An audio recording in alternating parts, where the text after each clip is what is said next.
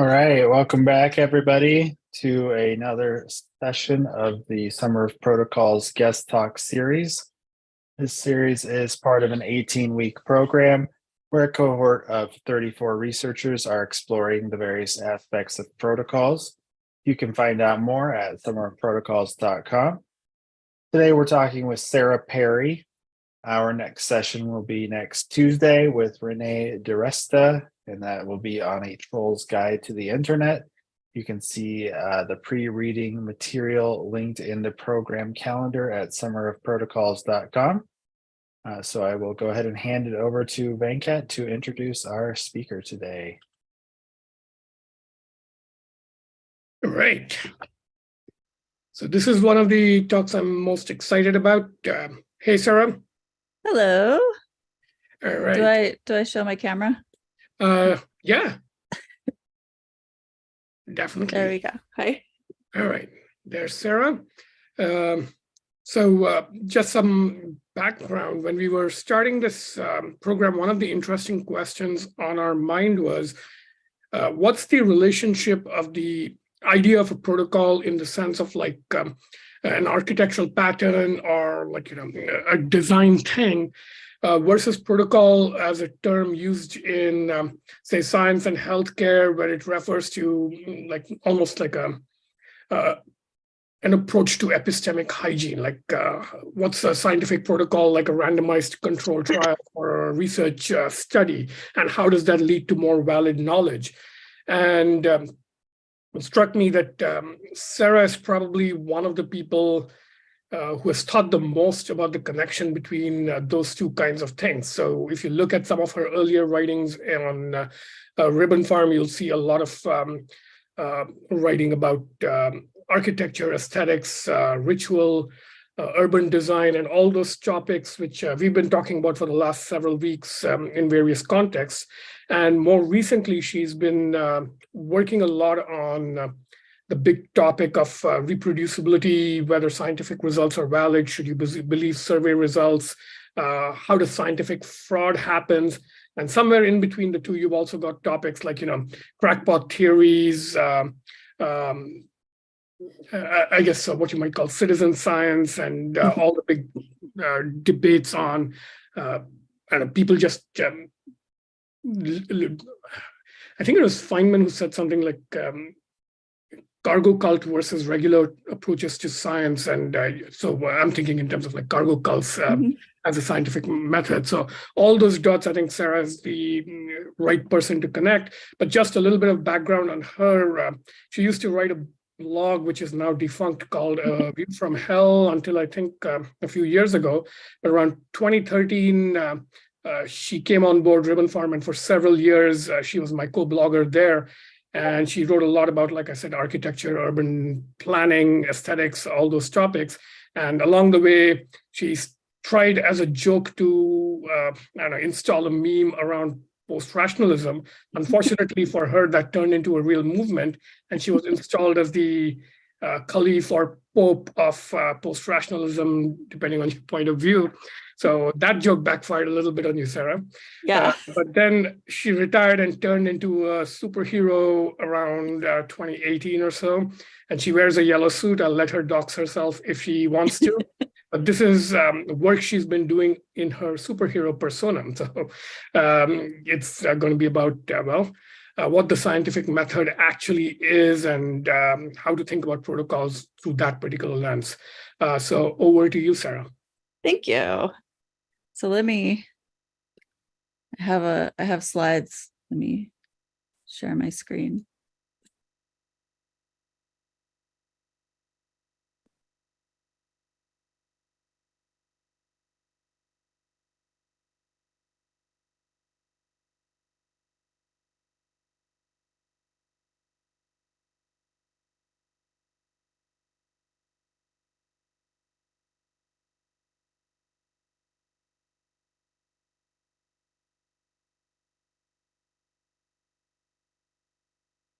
Oh no, it says I have to quit and reopen Zoom to share my screen. What? I'm sorry, I haven't done this in so long. Should I quit and reopen it, or is there an easier way to I could share my, You could either quit and Slides with somebody else. reopen, or yeah, you could quit and Slides with somebody else. reopen, or yeah, you could share your Sorry. slides with me. I think it's probably best if you just quit and reopen Okay, it so you okay. have control over the slides that you're Okay, that talking works. about. Okay, let me just.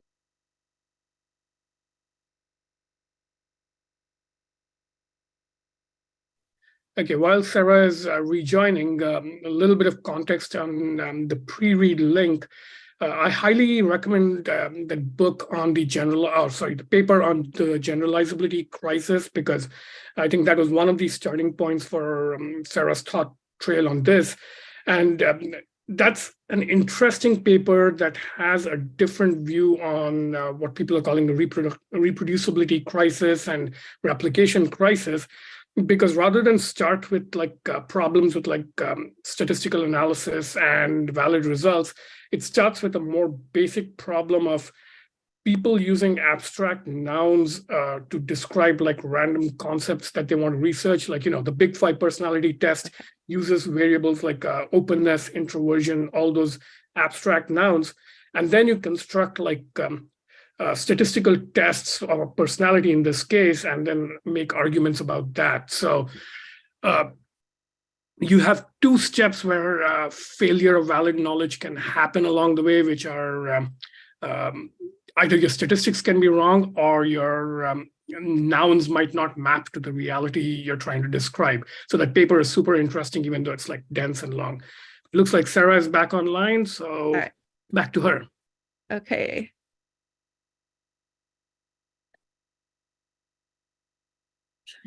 There we go. Can you see my screen? Am I sharing properly? Yes. Okay, it says protocol as alibi and protocol as checksum.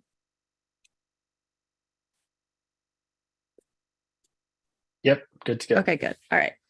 Yeah, so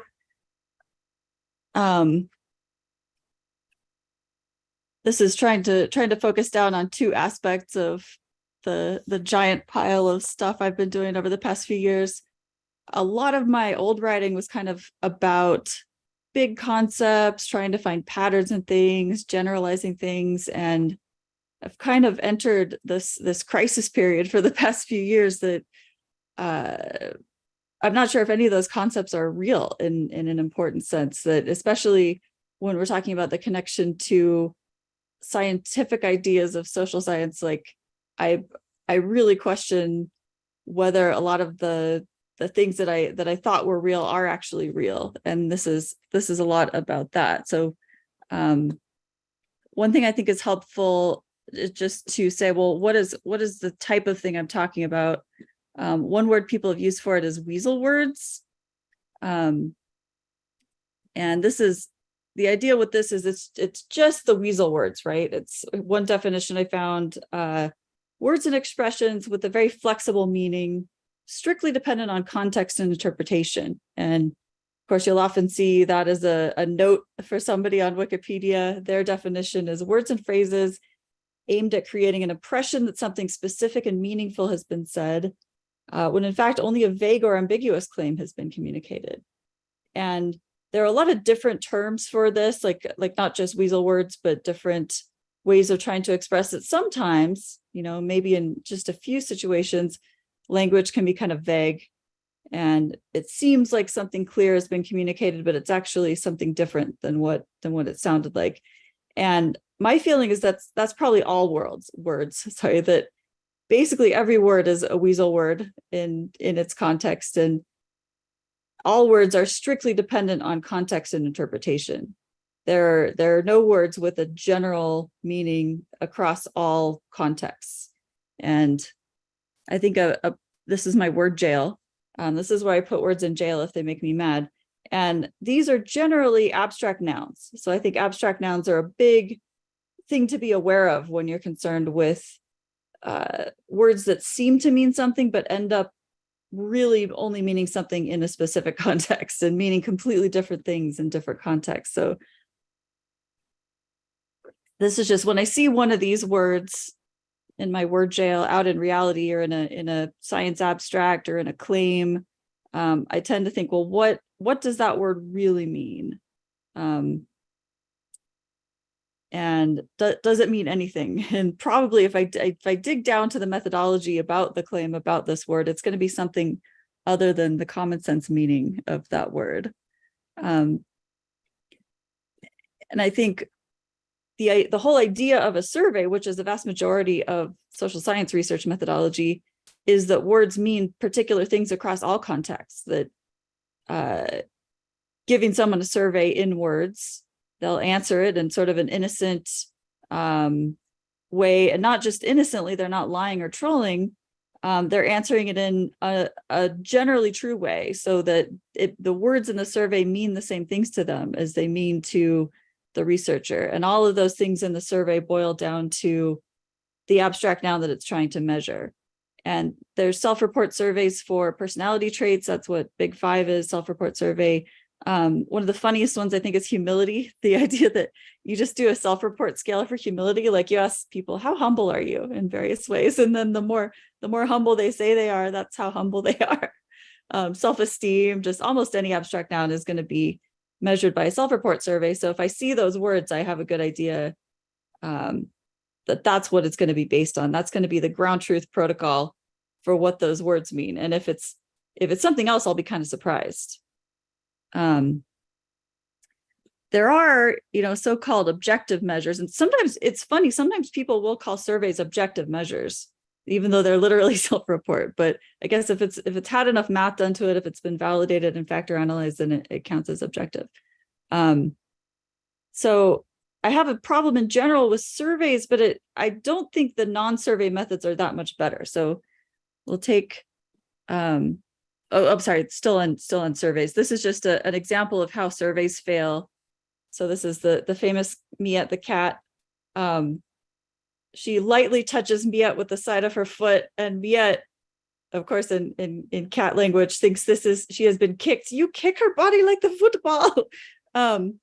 Kick, even though it's a verb, is actually an abstract noun and a weasel word. That it seems like it means something in general, but the meaning is actually very contextual. And this shows up in more serious circumstances, like the measurement of domestic violence, that the so-called conflicts tactics scale measures based on acts, as if those acts are very generalizable, when often it's a situation like this, where someone has reported a kick, but what they meant was like a playful kick in bed or something like that.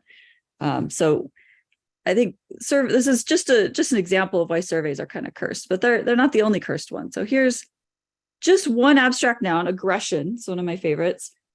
This is only a small sample of the laboratory protocols for measuring aggression. So usually it's probably just going to be a survey, like asking people how aggressive they are, scale of 1 to 7, in different ways. Like, have you, I don't know, given someone a mean look, or did you yell at somebody? Or I don't know. So usually it'll be a survey, but there are various ways that they try to measure aggression other than surveys. One of the classic is the Bobo protocol, which is a kind of creepy looking doll. And they do things like demonstrate rough play with Bobo. And then the little kid would also play roughly with Bobo. And they'd say, oh, that's how we know kids learn aggression from adults. Whereas another interpretation would be they learn appropriate ways to play with toys from adults. So, which no one's harmed in the Bobo situation. It's just play with a doll. So it's hard to see that as aggression, but that's one of the measures. One of the most common, the competitive reaction time task, or Taylor aggression paradigm. Oops, I misspelled paradigm there. That is a situation where people are playing some kind of game, whether it's a reaction time game or an ultimatum game or something like that. And the idea is they're trying to make them mad. Like usually they're just playing against a computer and they're just pretending they're playing against someone else. And then they can either strategically or out of anger cause the other side to experience a loud noise. So they choose the volume and the duration of the noise that the other side's going to have to experience. And again, there's a lot of interpretations of that it could be aggression. Maybe you want to make people listen to a loud noise, or it could be a lot of other things like competitiveness, or just being down for the game, like being in the spirit of the experiment or something. That I don't think it necessarily correlates to what we think of as aggression. Like I don't think how many bar fights you've gotten into lifetime predicts how you do on the Taylor aggression paradigm. Hot sauce paradigm, people might go through a procedure that's supposed to make them mad, and then they decide how many grams of hot sauce to give the person who made them mad. But by the way, no one ever actually experiences any loud noise or eats any hot sauce. It's just all imaginary. So we have to just believe that they actually believed that it was going to happen somehow in order to think that it might measure aggression, that the researchers did a really good job of tricking them into thinking that this was really real violence rather than totally pretend violence, to the extent that hot sauce is violence. There's a kind of weird classic one, it's not very commonly used, called the bungled procedure. The subjects are shown a sort of Confederate, like usually a woman. They'll say, oh, you're going to shoot this woman with a sort of Nerf gun, and you're going to choose like the type of gun and how many pellets you're going to shoot at her. And so they choose, I guess they could choose like a really small Nerf gun or a kind of big like machine gun looking Nerf gun, and then choose how many pellets. And that's supposed to measure aggression. And I don't know what that measures, but it seems it's just kind of a funny procedure that exists. The funniest one, I think, is the voodoo doll paradigm, which is sometimes it's actually a lab paradigm in that people are asked to say, okay, this voodoo doll represents somebody. How many pins do you want to stick in them? And so they either stick pins in them, or it's just a survey and they click the number of how many pins they want to stick in them. And the modal number is 0. So the vast majority of people do not want to stick any pins in a voodoo doll that represents someone. So it's kind of a weird measure for that reason, but also it's just kind of romantic, colorful. There's the graffiti paradigm. Subjects are invited to draw on a picture, and then we look at how much graffiti they actually drew. So basically they're aggressive if they're following instructions in this case, and is how I interpret that. So these are clearly, they're not just measuring aggression. It's not clear that they correlate to what we think of as real life aggression. They have a lot of them end up with properties that don't look like real life aggression, like men and women being equal in aggression, which is a little different from if you looked at like violent crime or something like that. But anyway, so, but it gets worse, of course. I want to talk about just the competitive reaction time task where they're doing noise blasts. These science heroes made the site called flexiblemeasures.com, which is really interesting to just browse through. So what is a competitive reaction time task? Well, that could be 157 different things. Different strategies for quantifying what that means, what it means that we got a technically significant result, implying causality in this situation, that so-and-so causes aggression. Here's just, I couldn't even fit them all on one slide, but I fit as many as I could. So you can get an idea of the different ways that people are quantifying that noise blast task. So some of them are about volume. The volume can be quantified in a million different ways.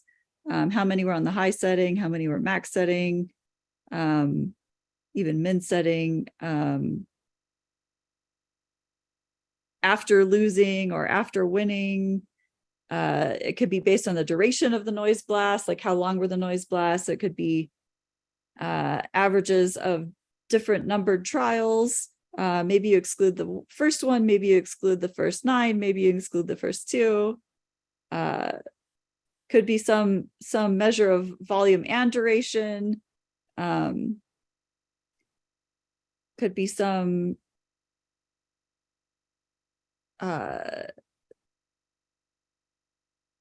like the time it takes for the settings to occur.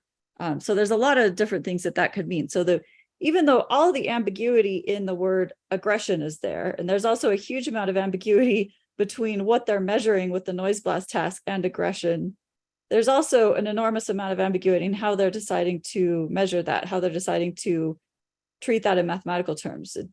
It seems like it's one task, but it's actually potentially dozens of tasks. So my argument is we probably know close to nothing about aggression or any other abstract noun in the sense of that social science wants, that where it's true generally, rather than in the specific laboratory. according to the specific measure. So when you see something like this, this is I think 2021 article, that's what it's doing. That's where the idea of measuring aggression is. So if you're seeing something like this and you're reading it as being about aggression, oh, it really triggers women to like grit their teeth and hit somebody.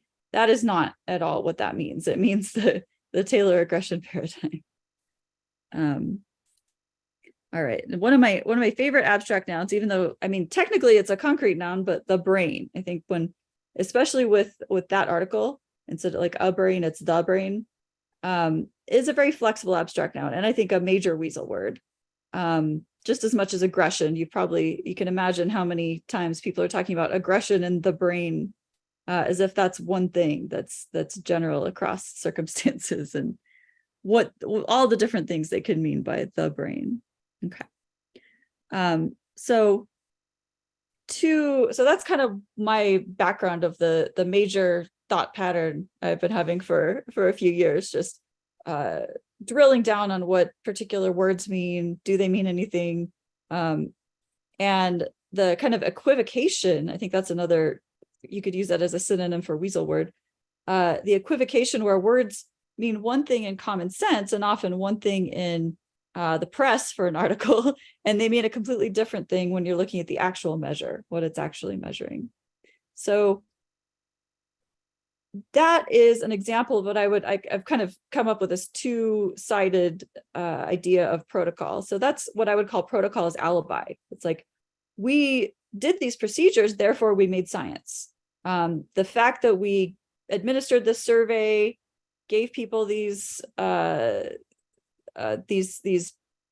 Taylor aggression paradigm sessions, that means that we did science. So the protocol, administering the protocol, is sort of an alibi for not really learning anything, in my opinion. This is especially true with the so-called validation of protocols and instruments.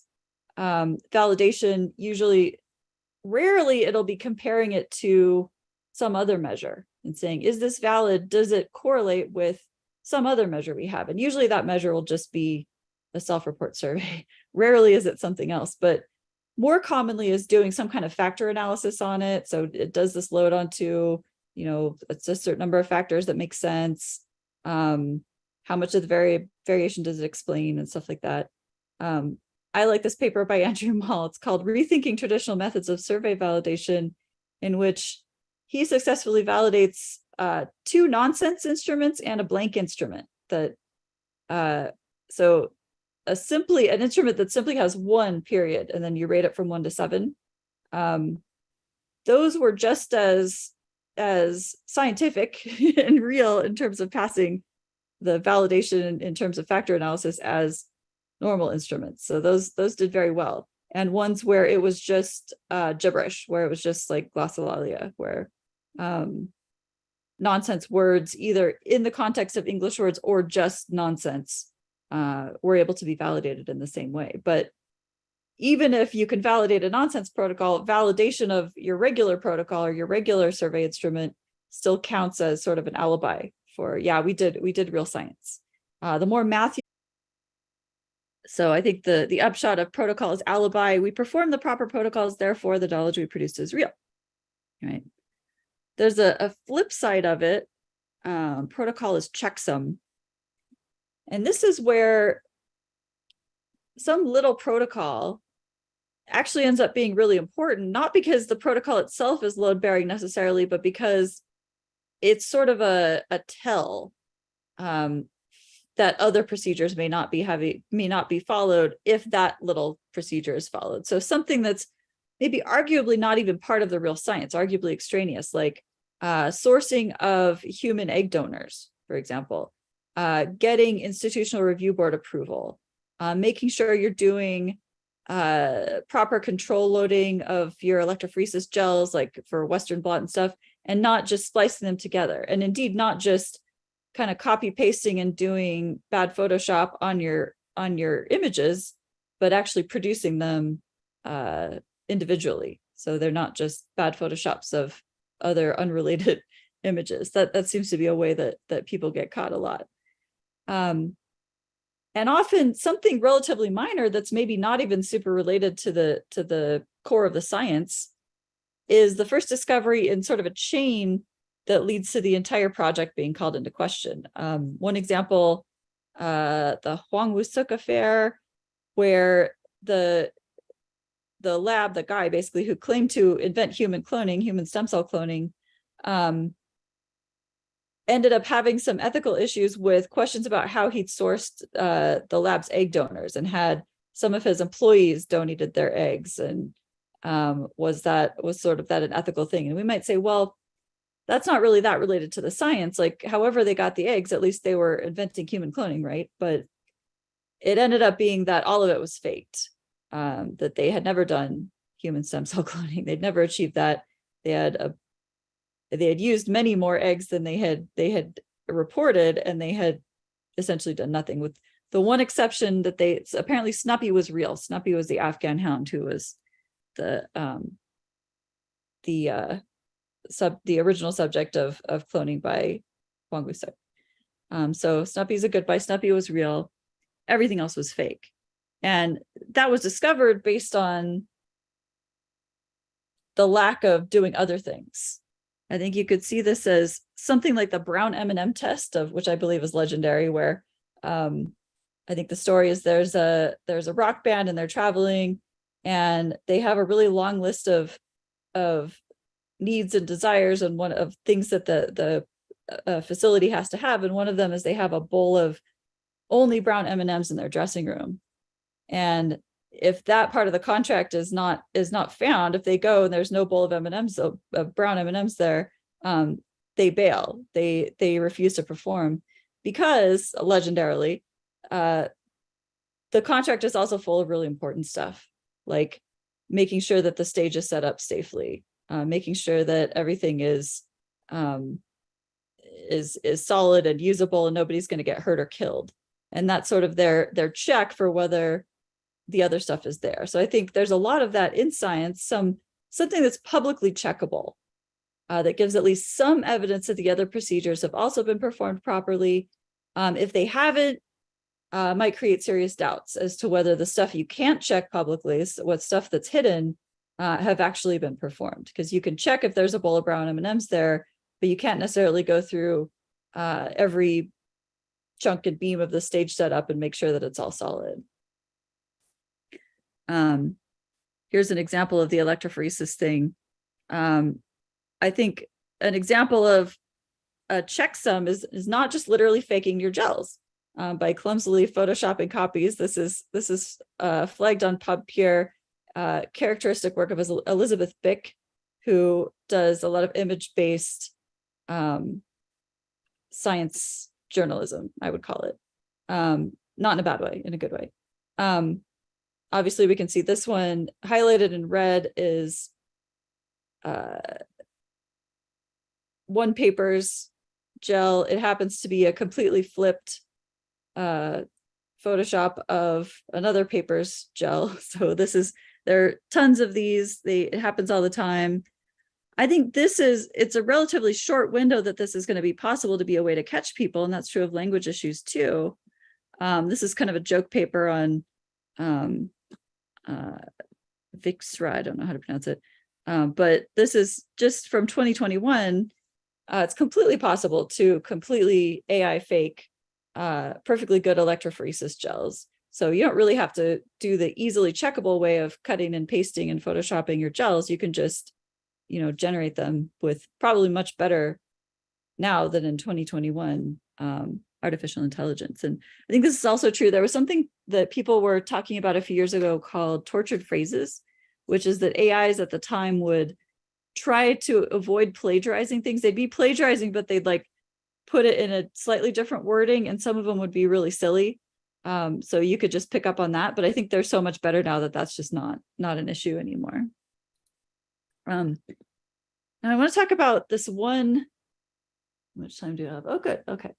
I want to talk about this one situation I've just been thinking about a lot. And I think generalizing is nice. It's nice to have rules that are generally true, but we're going to get more information from focusing on particular little things. So this is just one little case that I've been interested in. So there's this thing called priming in psychology. You may have heard, I think it was 2011, the Kahneman train wreck letter, where he said, our whole field of priming is a train wreck and we need to get it under control. I think that has that been largely discredited, at least in people I'm aware of, people I talk to, that people are usually aware that priming turned out to be kind of fake, that for the most part, and I'll talk about what that means in a little bit later slide, but subtle little environmental cues turned out not to produce big changes in behavior as had been hoped. But I think it still lives on under the name of nudge and behavioral economics, which is essentially the same thing, that subtle environmental cues can create big changes in behavior. I think those are still widely believed in. I think that's still something that's respected, even after the studies have failed to replicate, have been retracted. One of the priming studies that was such a problem is this kind of interesting study. John Bargh, I think his name is Bargh, I think it's spelled. It was about walking speed. So the idea was, if you give people sort of word jumble puzzles, and these are college students, they're doing word jumble puzzles. If the words they're finding happen to relate to old people, like they find the word Florida, they will, leaving the experiment, they will walk a lot slower. And that was the since failed to replicate kind of discredited finding that was in this study. This is the study side at the bottom here. So one problem with this study, I think people, maybe if they'd noticed this, it could have been found to be fake earlier. When I looked at this study and I looked up how fast people walk in general and what the determinants of gait are, first of all, one big determinant of walking speed is height, and they didn't even measure height in this study, but that was the least of their worries. They found the magnitude was so big, just seeing those words, Florida, and I think wrinkle was one of them, just seeing those words made college students walk as slow as people in their 70s, from what I was able to find of normal human walking speeds. And if you've ever walked around Costco with somebody in their 70s, it can be challenging to match the gait with them. You wouldn't necessarily do that naturally. Maybe you can walk slowly with effort, but it's pretty rare. I think the factors other than environmental influence determine walking speed, and the size of the effect, I think, should have been shocking to people. That's way too much, but no one really noticed until decades later, because they'd done the protocol. It was just accepted as true, and it was only later when new protocols were developed, like replication, that everybody realized that those protocols were basically meaningless. Oops. This is just a history of the science thing that I think is very useful, the extraordinary evidence test, or the Sagan standard, that the idea that extraordinary claims require extraordinary evidence. And there's a funny example of Thomas Jefferson using this, expressing skepticism toward meteorites come from the sky. He says, 1,000 phenomena present themselves daily, which we cannot explain. But where facts are suggested, bearing no analogy with the laws of nature as yet known to us, their verity needs proofs proportioned to their difficulty.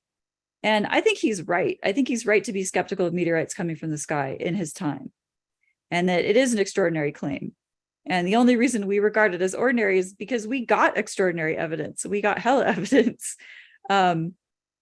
And I think a claim that's treated as ordinary that is actually extraordinary now is the basis of priming and nudge, the automaticity idea. I could say, to summarize it, people's behavior is controlled by subtle environmental signals in predictable ways that can be modeled and manipulated in laboratory experiments. So people are automatons, they're just doing whatever the environment says to do. Here's how John Bargh puts it. Automaticity refers to control of one's internal psychological processes by external stimuli and events in one's immediate environment, often without knowledge or awareness of such control. Automatic phenomena are usually contrasted with those processes that are consciously or intentionally put into operation.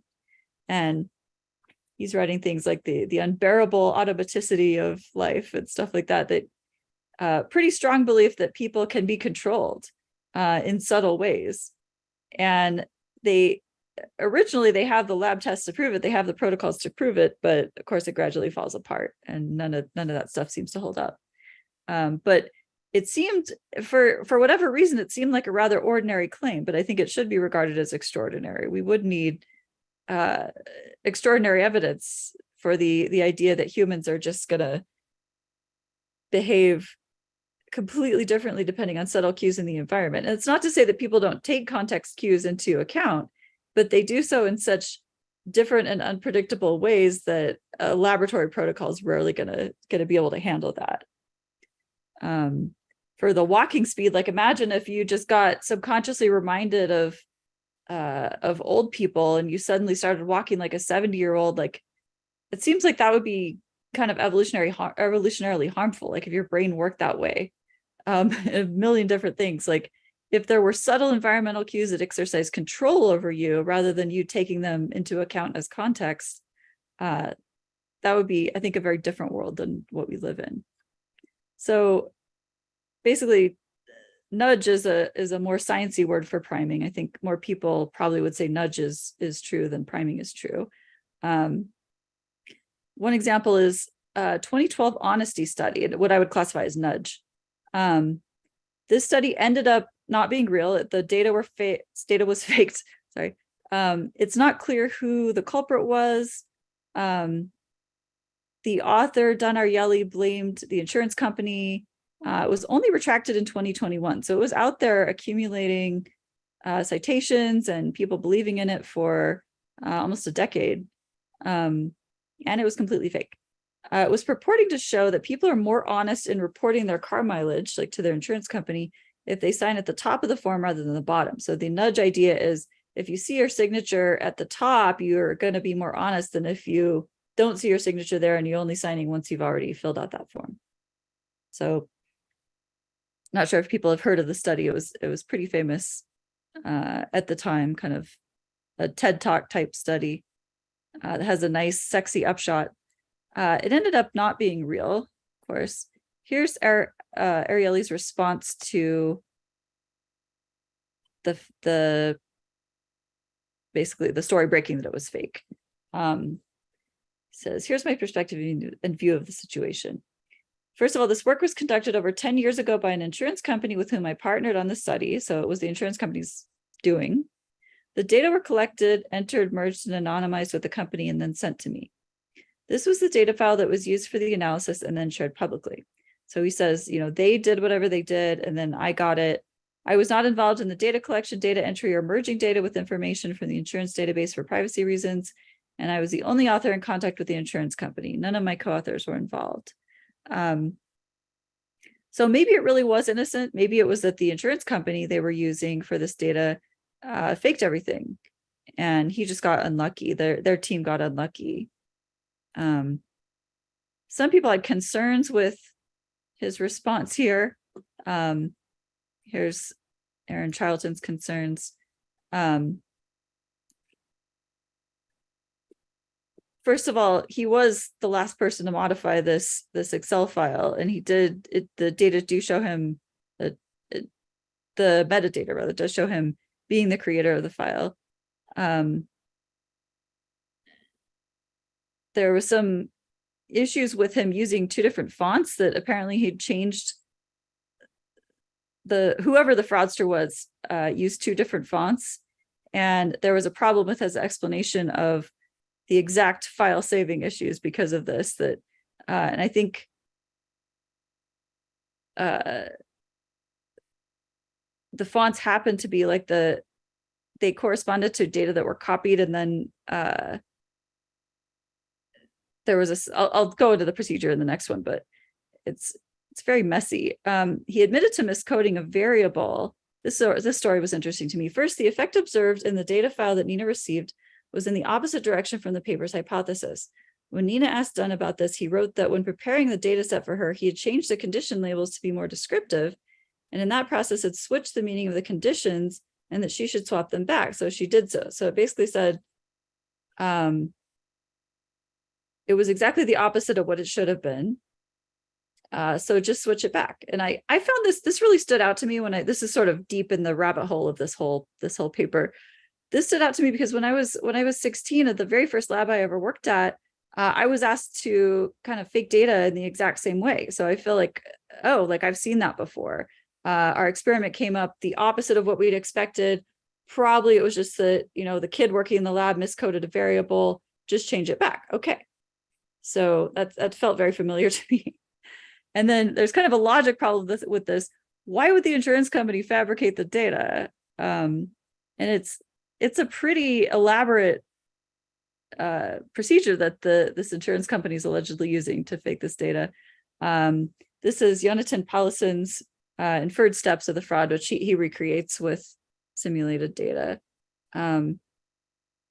First of all, adding a random value to most of the sign bottom baseline values, as in, so the first step of the fraud is just adding a bunch of value, I think between averaging 15,000 miles to the baseline values for the people who are signing at the bottom. So this is basically to make the people who are signing at the bottom who didn't get the nudge, to make them look bad. So looking bad here is reporting less miles, because theoretically you want to report less miles so you have a lower insurance premium or something. So we make them look bad by giving them a higher baseline value so that the total miles driven will seem lower. So that's the first step of the fraud. The second step, I think this is where the font comes in.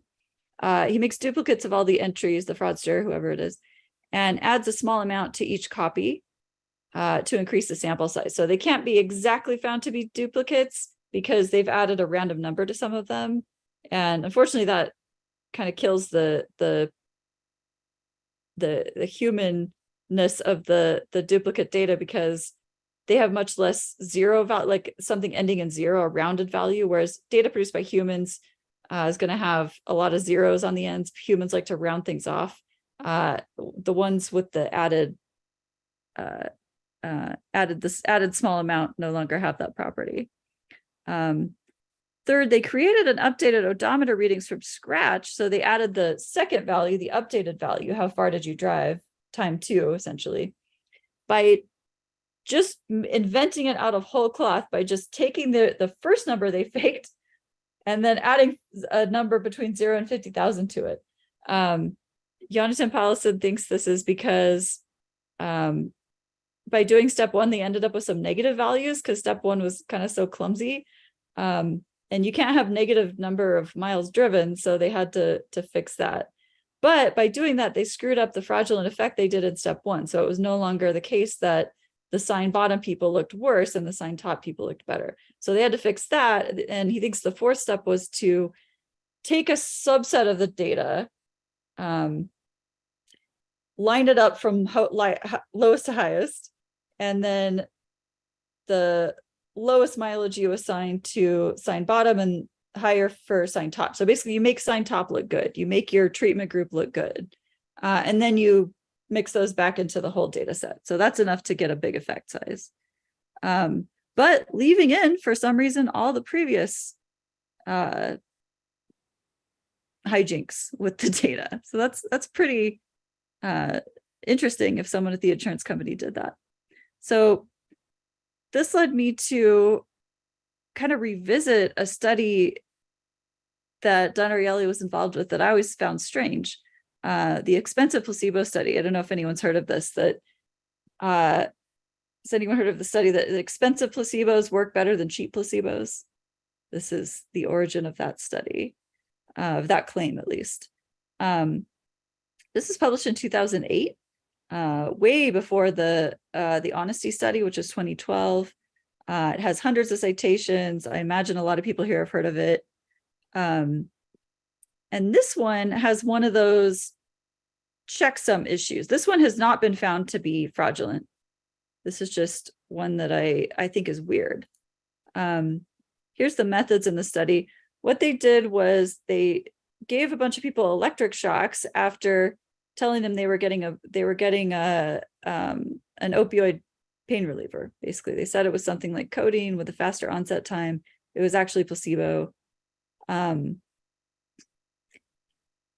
The ordinary group, it was actually not an expensive placebo, it was ordinary placebo. Their second treatment group, they were told that it had been discounted from $2.50 down to 10 cents per pill.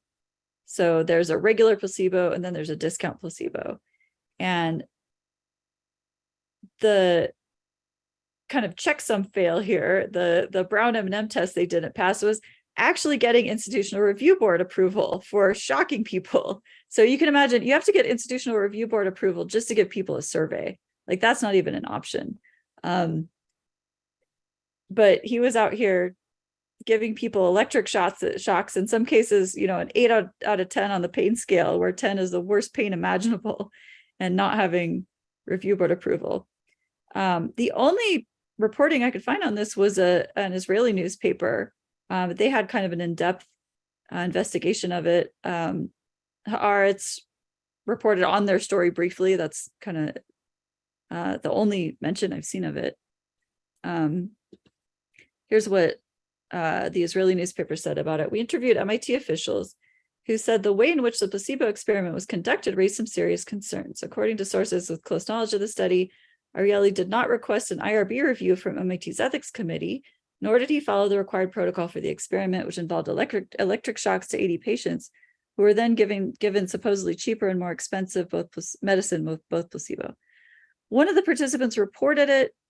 So basically, somebody was so mad that they reported it to the ethics committee. Like that's pretty bad. I imagine most survey takers wouldn't bother to do that. It would have to be something really upsetting, like an electric shock. And a member of the ethics committee contacted Ariely in order to look into the case. Ariely responded jokingly, saying has a general protocol called electric shock. So there's our protocol. And that's the one he'd been following. Ended up leaving MIT. He was suspended from research for a year, ended up going to Duke instead, which is where I believe this was published from. And yeah, the article is interesting. It's worth a read, but got me thinking about what really stands out. And I had just been studying placebos and the placebo effect. So I had some context for this. So this is the Ariely expensive placebo study. The black dots are the normal placebo and the white dots are the discount placebo. And the y-axis here, mean difference. This means how many points on a 100-point scale did the treatment relieve the pain. So this looks huge to me. We don't see an average here, but the vast majority of them seem to be above 15 points of relief, which is massive. And I was aware of that because I'd been, as I said, looking at a lot of papers on placebos. And I was like, you know, that one condition has the 30-point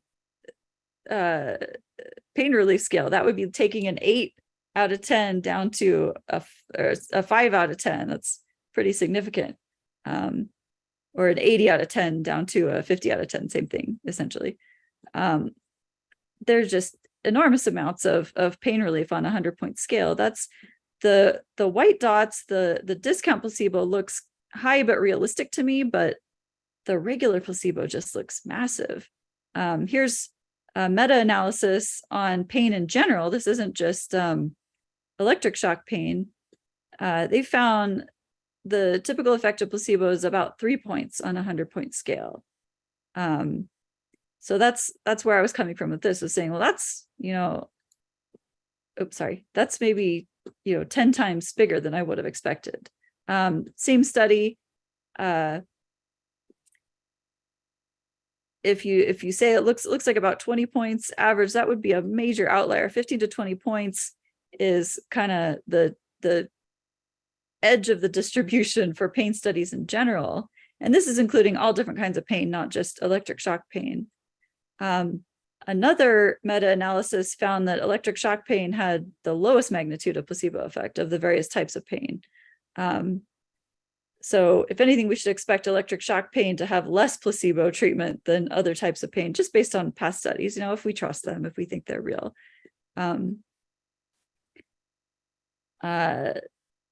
I found a study from 2013 with a very similar methodology where they lied and told people that they were getting an opioid. They gave them electric shocks. In this study, they had, instead of regular and discount, they had regular and better. So they had regular and better in the sense that you get to read a brochure that says how great the fake drug is.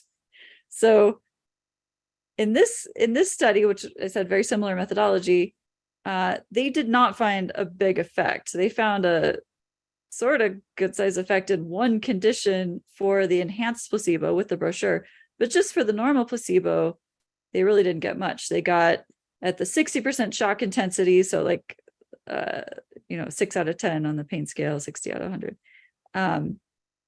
There was no difference between placebo and control.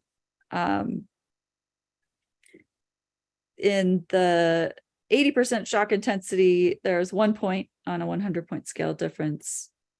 In the 100% shock intensity, there was 3 whole points, but that's a long way from this 20-point looking graph. Like that's a lot in that context. There's a couple others I found from the meta-analysis. So the sort of somewhat similar studies that are looking at, giving people electric shocks with placebo and without. The first one finds no significant difference, no significant placebo effect. Second one finds their methodology is a little different, but they do find, it looks like this is a 1 to 10 scale. So this is kind of big. This is maybe 10 points in the best case scenario, with some big error. I think in the context that I was able to find, these numbers seem massive. These seem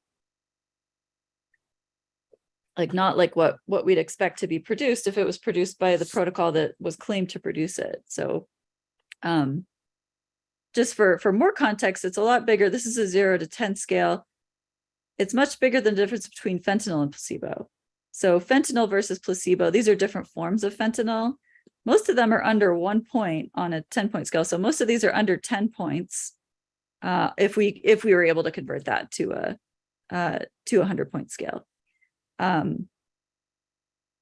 That's not much compared to the 20 points we're allegedly getting, and even 30 points in some cases from the regular placebo. So twice as good as the best kind of fentanyl is pretty amazing compared to placebo.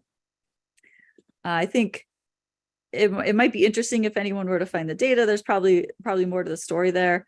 I'm not sure that's ever going to happen, but just to conclude, there's this neat paper by Ian Hussey recently that they bothered to actually try to get data from different from different authors, different teams that were doing studies on the implicit relational assessment procedure. They had a pretty low hit rate. So they found that only a quarter of the authors actually shared data. And for the people who said that data was available on request, that went down to 17%. So it's actually negatively predicts whether data is available. Okay. That is what I have. Let me stop sharing. And I can video. Awesome. Thank you so much, Sarah. Thank you. Yeah. We have some time for questions. We can probably go a little bit late if you are available for a few minutes past the hour. Sarah. Yeah, I am. Great. So if you have questions, go ahead and raise your hand in the Zoom chat here, and we'll have some.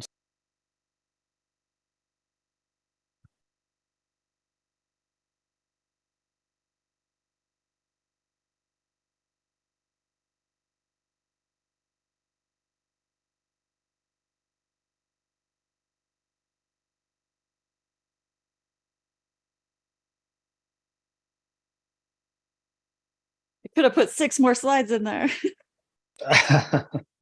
I'll kick us off. That's a lot to absorb, and Yeah. I think people are still processing. But one sort of like context point I wanted to get from you is the two senses of the word protocol. Your talk makes me think they're kind of related, but since you've thought a lot more about it than me, the idea of like protocols in the sense of like say traffic in a city, or protocols in like architectural patterns, and your Christopher Alexander type approach to patterns, versus protocols in the sense of these I guess exploration and discovery methodologies. Do you see like strong connections? Like one connection that occurred to me while you were speaking was aesthetics as almost a checksum function. Yeah, I like right? that. So can you speak to that, since it's a continuity thread in your work? Yeah, I think what stands out to me from Christopher Alexander in terms of protocols is he wants you to actually go to the place you're building. He doesn't want you to be hanging out in your studio making little drawings. He wants you to go there, put up cardboard, see where things are going to be, put up stakes, do string and stuff, and see what is that going to look like in this space. So he's not trying to generalize. I don't think he would approve the sort of cookie cutter cut and paste that happens a lot, where it doesn't matter. You just raise the lot and you make the lot flat, and then you put the flat design thing on the flat lot. And I think it's a lot more expensive in terms of architecture to design for a specific piece of property. That's probably the economics driving it. Like it's easier for a developer to just kind of copy paste designs in a development and ship that. I don't know if that even applies in science, though. I'm not sure that we get much economies of scale from having the same protocol. Well, you're making me think of like if you track the progression from like early scientific societies, which was like communications and Republic of Letters, people talking personally, and compare that with like double-blind anonymous peer review stuff. There's like increasing anonymity and proceduralization where the protocol is really kind of like dictated by institutions like the NSF, as opposed to people trusting each other to work. And Yeah. when I have talked about how really a research group should not be more than like 20, 25 people, and beyond that, it starts to get sketchy, right? But yeah, I'll defer that question. I see hands raised. So I think, Angela has her hands raised. Great talk. Loved it. Thank you. Question for you. So over the past, 10, 15 years, we've kind of seen meaning collapse in many ways, belief in truth collapse. And I am feeling conflicted about some of the work that I have done in the past to point out, weasel words, and this is not really true. We can't say this. But then I also feel like, we can't have complete meaning collapse, because I feel like at least there's some things that you can say are more right or more wrong. Yeah, right? absolutely. So how do you deal with the crowd that is like, well, all of science is bad and we actually know nothing, and therefore we don't have to have expertise anywhere because there is no expertise? What do you do? I think, well, I don't have one good answer for that. I'm still working that out myself, especially for like, what do I believe? What do I trust? I think I've gone toward, in my own just speech and talking about things with people, and I'm much more likely to think like something I've personally seen, like an anecdote means more like, what have I seen in this range of space, rather than a study I saw, for instance. But I think also we know that not all science is fake because of its fruits. Like we know how rad GPT-4 is. We know how rad antibiotics are. I don't think antibiotics are really in question. I mean, there's problems, there's resistance and stuff like that, but I think the science that is real has fruits. I don't think much social science has that. It would be interesting, like even something as kind of wacky as Elon's Neuralink stuff. Like maybe there's something there. Like I'm very skeptical of brain science, and especially. But if it can do something with it, maybe it's real. I don't know. if I would want to be in the trials, but I think people who want to should have that freedom. Yeah, I think that's one thing I've tried to focus on. Just like there have been, and the field of agriculture, like agriculture science, is absolutely rad and continues to improve like to this day. Like, and I think part of it is that it's very indexical, the word that I use. Like it's very much like this plot right here, this plot of land has particular properties, and the one a mile away from it might have completely different properties. So if we want to know what works, it's going to be very specific, like what pesticides are we using, what fertilizers, what crops are we planting in the first place, and probably for animals too. I know less about animals. One of my friends is a plant agriculture consultant, but so I think that's an example of where science still works to a large degree. Like we've seen improvements in efficiency and how much food people can produce, and that hasn't really stopped as far as I know. Like that's ongoing. So we know from its fruits, literal fruits, that there's at least some science that's real. Thank you for your question. Dorian? Now I'm stuck. There we go. Hit the lower hand button. Hi, Sarah. That was awesome. Thank you. So one actual substantive question that I have, as opposed to just like weird associations that are showing up in my brain at the moment, is like, what do we actually know about like automaticity and the subconscious? Like, we hear claims like, oh, your subconscious is really running everything, and your conscious, like I've always kind of sensed that formulation is just like a little bit on the woo-woo bullshitty side. Like, and it feels like there should be some more nuance in there, and maybe some like something to nugget to grab onto. But like, yeah, like what do we actually know about that? Yeah, I think I would agree that, and with your quote, Marks, I think the subconscious, it's like it's an abstract noun. It belongs in abstract noun jail. Yeah. And we should definitely put little brackets around it or quotes around it. I need one of those too. But yes, it's fun. You can put them in jail and tell them they're in solitary or something. No, I would never torture words. I love words. But yeah, I think so. There's two aspects of it. I think what they do in labs, where it's some sort of predictable manipulation that always has the same result, usually turns out to be fake. But I do think there's a sense in which we're constantly going around taking the world as part of our context, not being controlled by the world, but just because it's not conscious doesn't mean it's not within our control. Like, anybody who smokes a lot of weed, like you'll know when you're high, like suddenly those things that are usually unconscious become conscious. So you're noticing, oh, I'm trying to figure out what's going on with my sagebrush. So I'm looking around at the wild sagebrush plants. I notice that I'm not looking at the golden brush plants. I'm only looking at the sagebrush plants. I noticed that I had this idea that they were dropping foliage from the bottom, but they're only dropping their inflorescence foliage there. So just an example of, normally you wouldn't be aware of what you're doing subconsciously, maybe, but they're maybe meditation, if you want to be PG about it, to become more aware of what's going on subconsciously. I don't think that's any less in our control just because it never comes up to being expressed in words in our brains.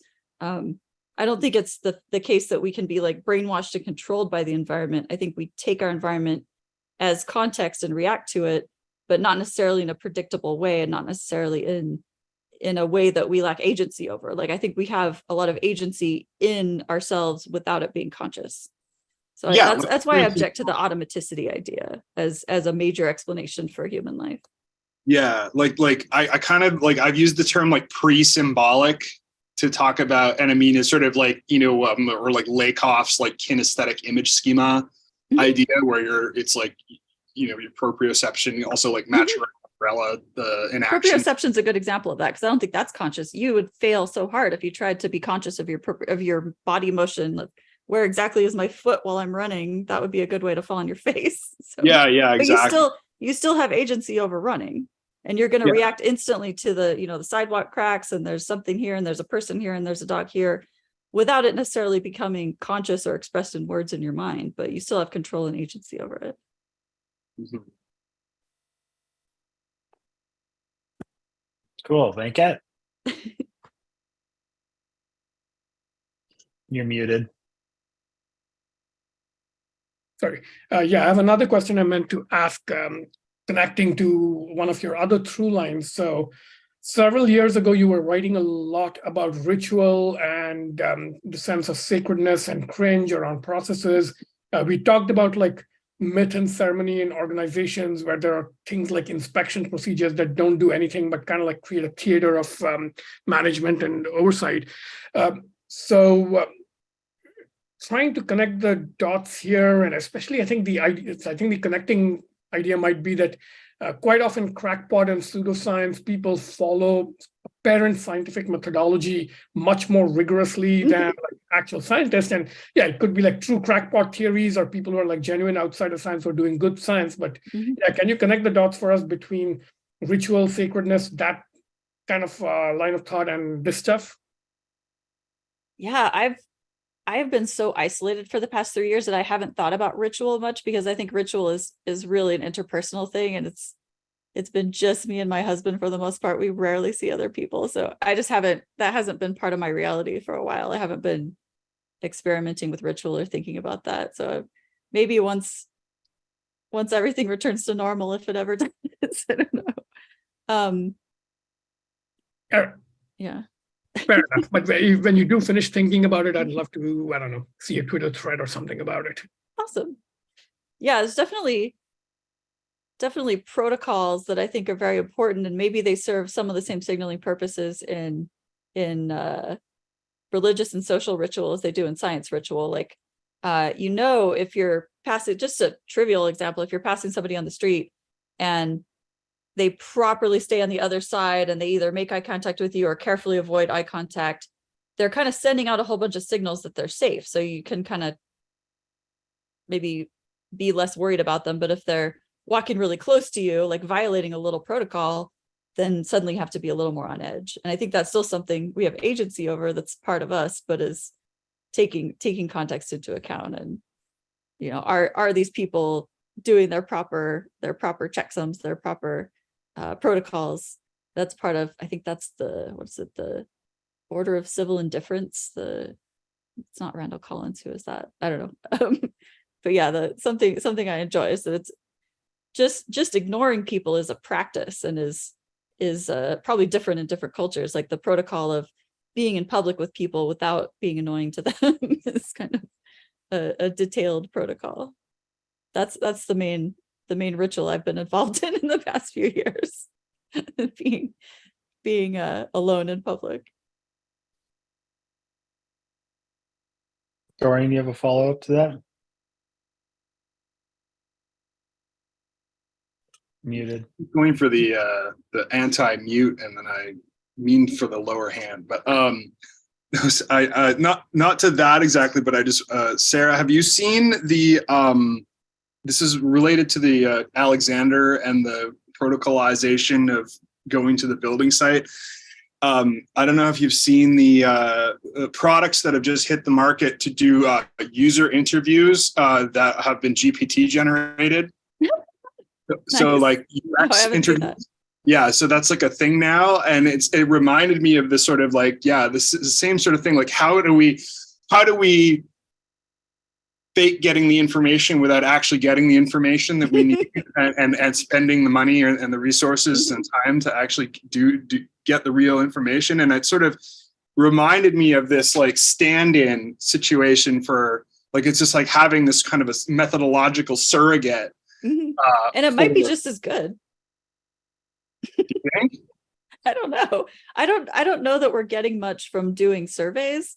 So maybe Surveys. Yeah, we're getting talking stuff from a language model of the entire internet might do great. I don't know. This is for like ethnographic interviews. Oh, I see. Oh, okay. Yeah, I do kind of approve of that methodology. Like there's this Darwin idea that a post-Darwin idea that everything prior to Darwin was just stamp collecting, and I think the problem with social science is they're not even stamp collecting, but I think getting an in-depth ethnographic interview is something like actually bothering to collect a stamp, like trying to find out what was going on with this person at this particular time.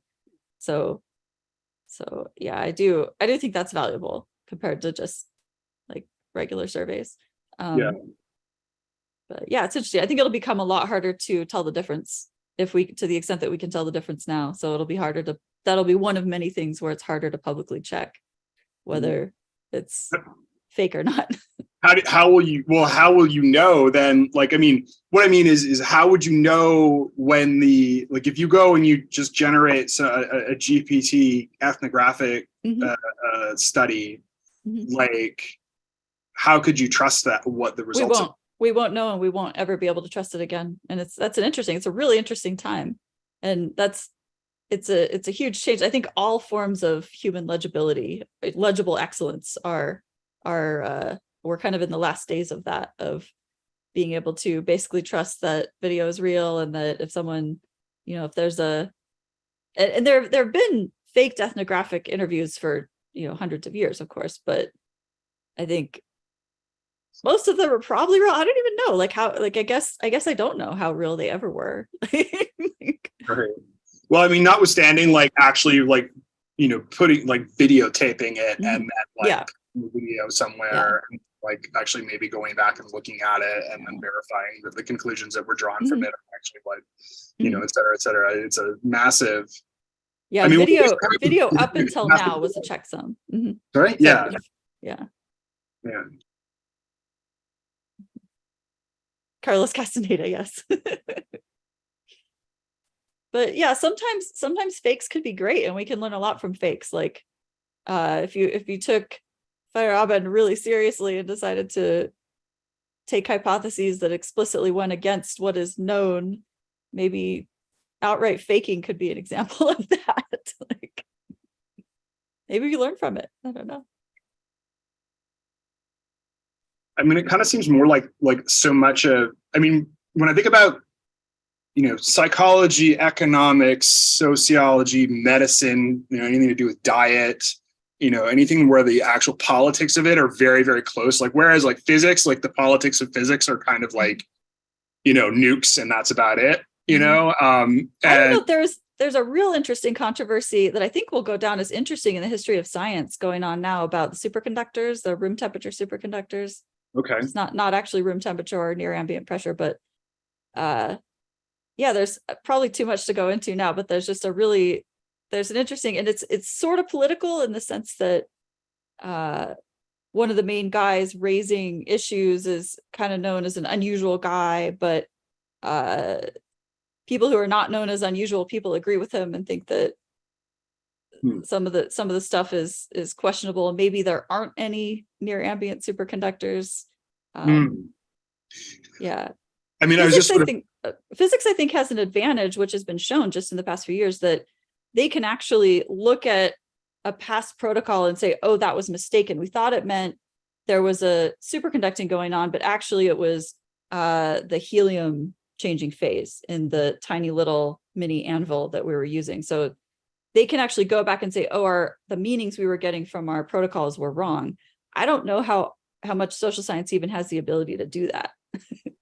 That was kind of what I was thinking, it's the politics, whenever you see anything about this many glasses of wine is good, or this many is bad, and these kinds of things that show up in newspaper, or just on the news in general, is they're always being used to argue some behavior or other, whereas something like physics is it's kind of arm's length from that, whereas all this stuff, and I think that's sort of not only is the stuff of the content of it inherently muddy in social science, but and medicine, but also it's always being used to argue about normative behavior. It's very relevant to our lives. So it's fake science in social science and medicine is much more dangerous because people are going to actually learn it and remember it, maybe apply it to their lives.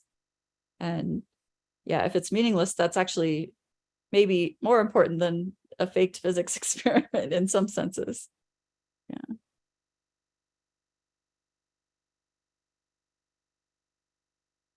Any last minute thoughts from anybody? Questions, comments?